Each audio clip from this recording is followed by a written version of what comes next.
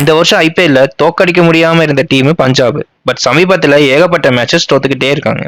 பஞ்சாப்க்கு Mumbai Indians நடக்கிற match Punjab டீமுக்கு மிக முக்கியமான மேட்சா இருக்கு. இந்த மேட்ச் தோத்தாங்கன்னா அடுத்த ஆர்சிபி கூட அவங்களுக்கு ரொம்ப ரொம்ப கஷ்டமாயிரும்.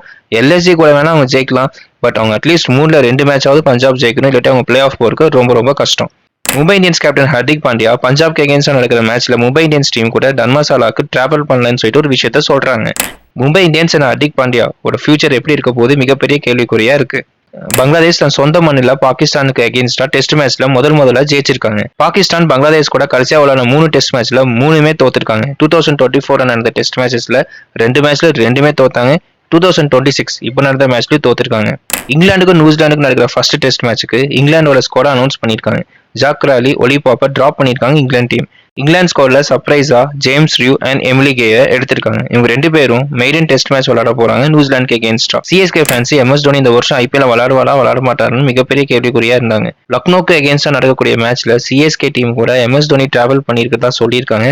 ஸோ எம்எஸ் தோனி விளையாடுறதுக்கு வாய்ப்பு இருக்குன்னு சொல்லியிருக்காங்க. நம்ம வெயிட் பண்ணி பார்க்கலாம் எம்எஸ் தோனி விளையாடுறாரா இல்ல விளையாட மாட்டாரான்னு.